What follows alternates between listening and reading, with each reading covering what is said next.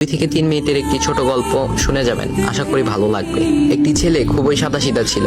সে একটি দোকানে চাকরি করত। ছেলেটির বেতন ছিল মাত্র 5,000 টাকা। ছেলেটির দোকানের সামনে দিয়ে প্রতিদিন একটি মেয়ে স্কুলে যেত।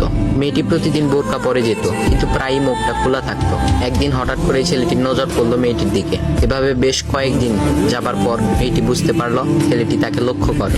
মেয়েটিও বাঁকা চোখে ছেলেটির দিকে তাকাতে শুরু করলো। ছেলেটি মেয়ের চলাফেরা দেখে মুগ্ধ হলো। আফসোস করতে লাগলো, ইস, যদি আমিও আজ পড়াশোনা করতে পারতাম, তাহলে সাহস করে মেয়েটির সাথে কথা বলতে পারতাম। মেয়েটি বুঝতে পারলো ছেলেটি তাকে ভীষণ পছন্দ করে। তাই একদিন মেয়েটি ছেলেটির দোকানের পাশে দাঁড়িয়ে রইল। তখন ছেলেটি দুপুরের খাবার খাওয়ার জন্য দোকানের বাইরে আসে।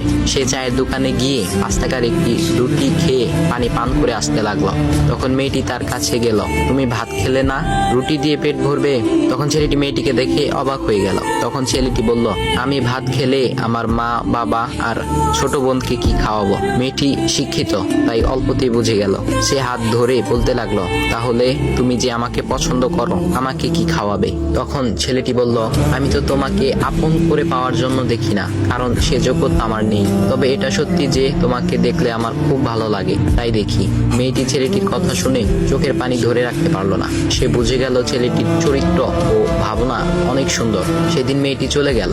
বাসায় গিয়ে রাত্রিবেলা মেয়েটি অসুস্থ হয়ে পড়লো। পরে তাকে ডাক্তারের কাছে নিয়ে আসা হলো। বলা হলো মেয়েটার 2টি কিডনি নষ্ট হয়ে গেছে। তখন মেয়ের বাবা ফোন করলো তার বন্ধুর ছেলেকে, যার সাথে বিয়ে দেওয়ার জন্য সে পাগল। কিন্তু মেয়েটি তার বাবার পছন্দের ছেলেকে বিয়ে করতে রাজি না, কারণ সে ছেলেটি টাকা থাকলেও কি হবে, তার চরিত্র খারাপ, সে লোভী। এদিকে মেয়েটির কোনো লোভ ছিল না। যাই হোক, হবু জামাই আসার পর তাকে সব খুলে বলল, তোমার থেকে একটি কিডনি খুলে আমার মেয়েকে দাও। তুমি তো বলছো আমার মেয়েকে তুমি অনেক ভালোবাসো, তাকে পেলে তুমি ভালো হয়ে যাবে, তাহলে আজ পরীক্ষা দাও। তখন ছেলেটি বলল, আমি আপনার রোগা মেয়েকে বিয়ে করতে পারবো না, আমার কি সুস্থ মেয়ের অভাব নাকি? এ বলে সে চলে গেল। বাবা তখন কেঁদে কেঁদে মেয়ের কাছে সব খুলে বলল। মেয়েটি বলল, বাবা তুমি কেঁদো না, একটা পথ এখনো আছে। আমাদের সামনে মোড়ে বড় একটা দোকান আছে না, তুমি সেখানে যাও। সেখানে যে তাইয়ুব নামের একটা ছেলে আছে, তাকে নিয়ে আসো, আমার কথা বলো। তখন মেয়েটির বাবা ছেলেটিকে নিয়ে আসলো। মেয়েটিকে দেখে ছেলেটির চোখ ভিজে পানি পড়তে লাগলো, কারণ মেয়ের বাবা তাকে সব খুলে বলেছে। তখন ছেলেটি মেয়েটিকে বলল, তুমি আমাকে একটা কিডনি দিবে? ছেলেটি বলল, কিডনি দেবার জন্যই আমি এসেছি। মেয়েটি তাকে বলল, তুমি কি চাও? ছেলেটি বলল, তুমি সুস্থ হয়ে আমার দোকানের সামনে দিয়ে যাবে, আর দূর থেকে আমি তাকিয়ে দেখব, এই অনুমতিটুকু চাই। এ কথা শুনে মেয়েটিও ও তার বাবা তাদের চোখের পানি ধরে রাখতে পারলো না। অবশেষে মেয়েটি বিছানা থেকে